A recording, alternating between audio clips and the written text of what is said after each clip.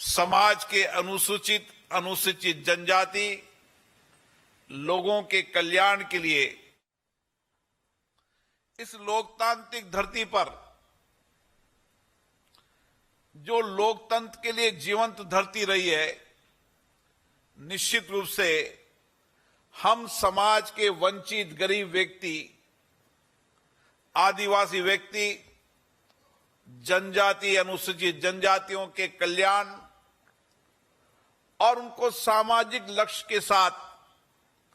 उनको समाज की मुख्य धारा से जोड़ते हुए उनके जीवन में सामाजिक, आर्थिक और प्रशासनिक ताकत देने का काम करेंगे। मुझे आशा है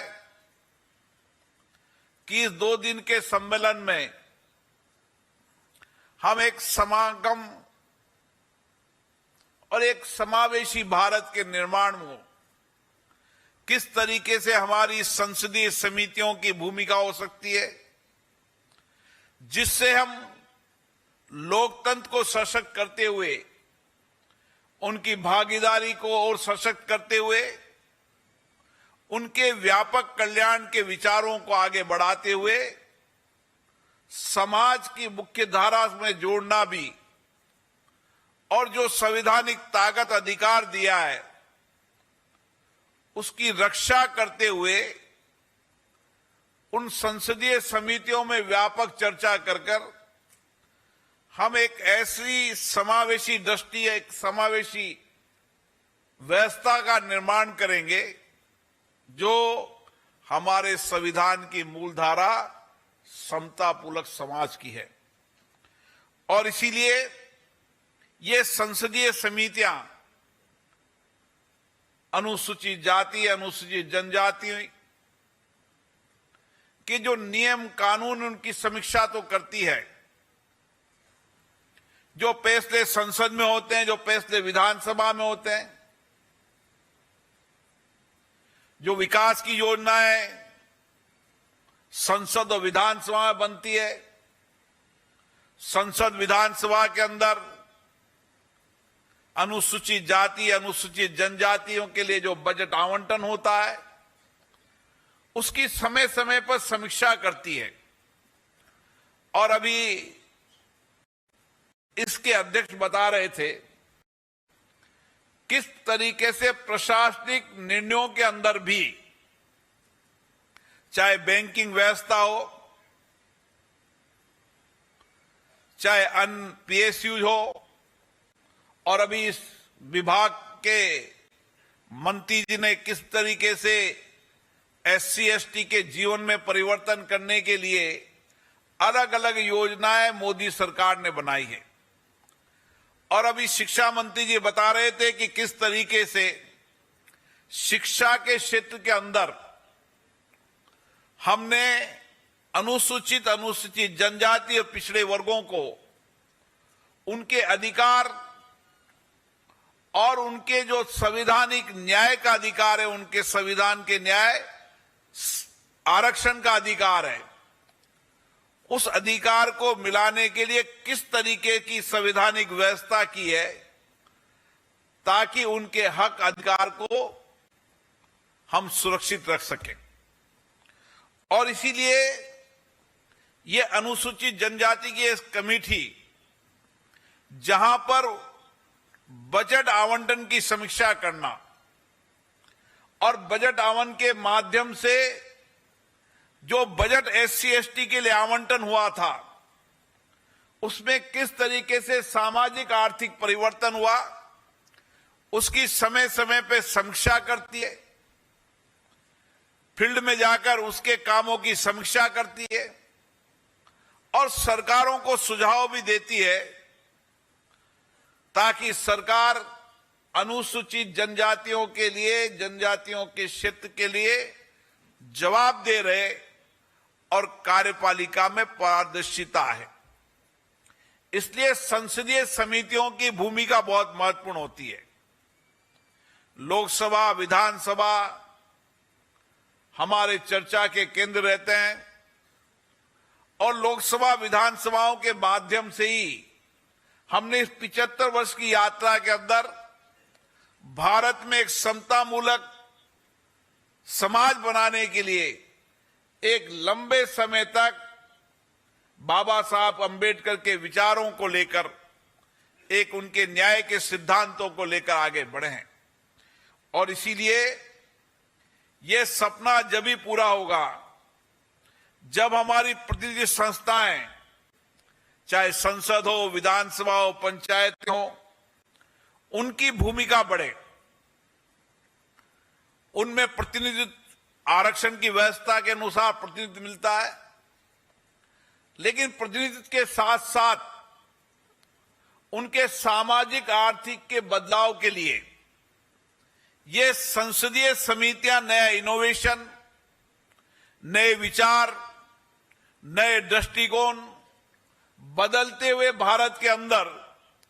हम किस तरीके से, कौन सी योजनाओं के माध्यम से उनके जीवन में व्यापक परिवर्तन ला सकते हैं। क्योंकि अगर 75 वर्ष बाद भी हम इस समाज के अंदर शिक्षा नहीं पहुंचा पाए, शिक्षा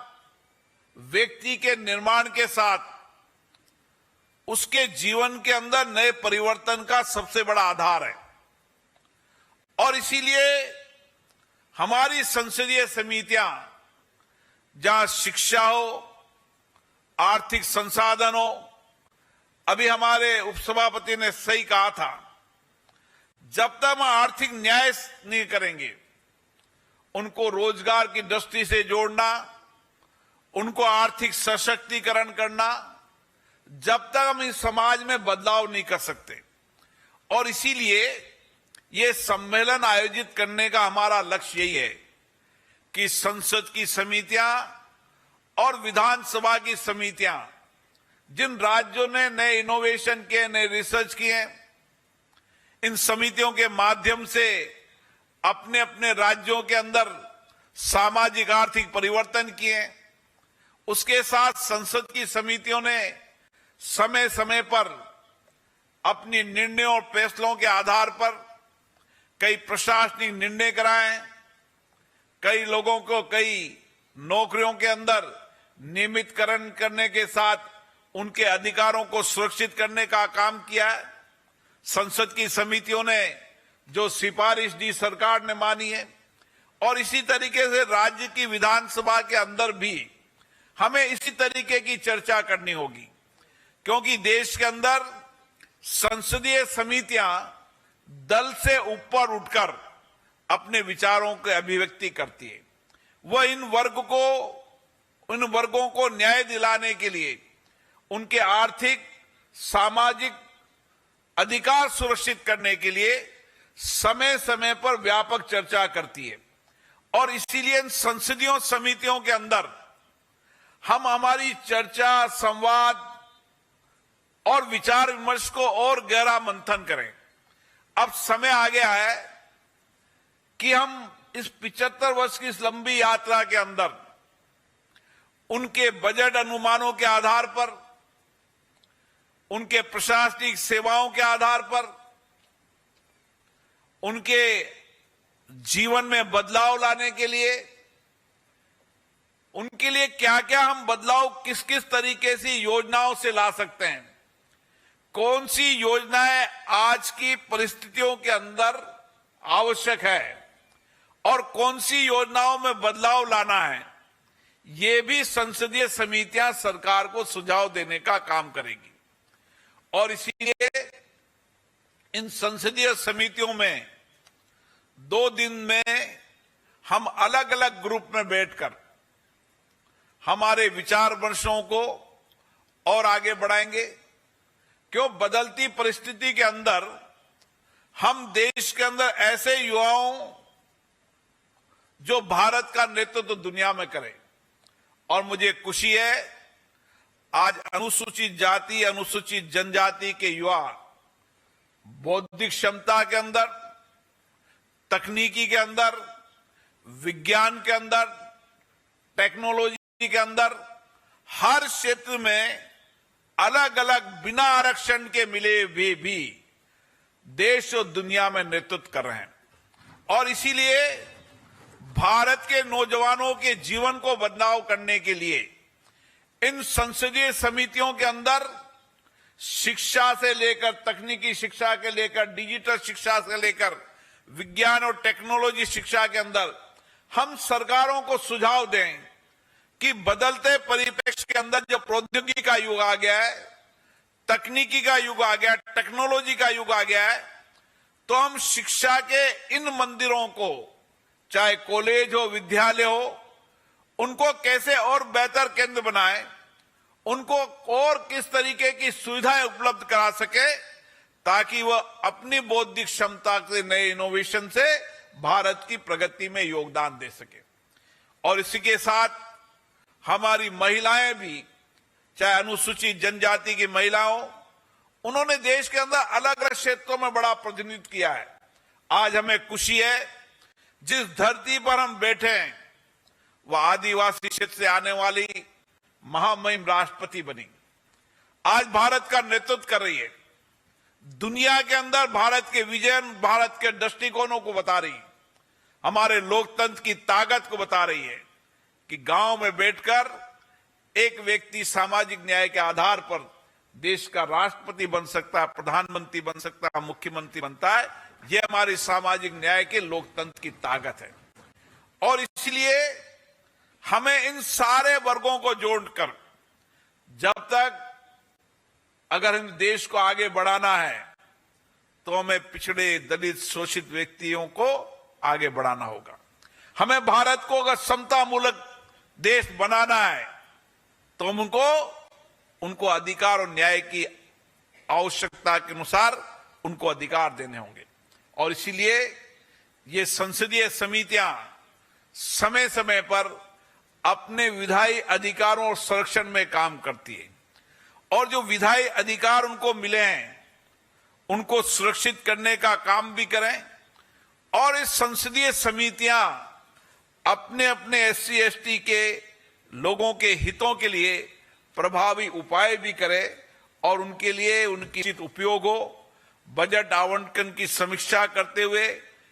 जिस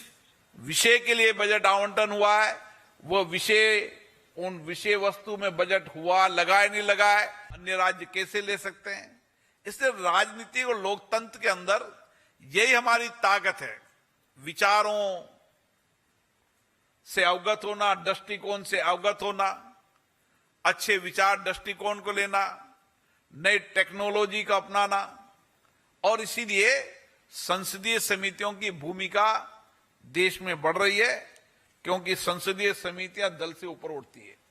क्योंकि हम राज्य और लोकसभा, विधानसभाओं के अंदर जिस तरीके की चर्चा, संवाद होना चाहिए उसकी कमी के बारे में हम सब चिंतित हैं। जो भाषाओं का उपयोग होना चाहिए, जो आचरण व्यवहार का उपयोग होना चाहिए, उसके लिए भी हम चिंतित हैं। इसलिए संसदीय समिति के अंदर हमारी भाषा, हमारे विचार, हमारा दृष्टिकोण दलगत राजनीति से ऊपर होता है। और मैं फिर आग्रह करता हूं, इन संसदीय समितियों के अंदर जो हमारी विचार हमेशा रहा है, जो हमारे संसदीय समितियों के अंदर हमेशा से वर्षों तक मैं देख रहा हूं, मैंने 75 वर्ष की यात्रा के संसदीय समितियों के कई निर्णय और फैसलों को मैंने पढ़ा है। मैं कह सकता हूं एक अच्छे अनुकूल वातावरण के अंदर संसदीय समितियों का बहुत बड़ा योगदान लोकतंत्र में रहा है।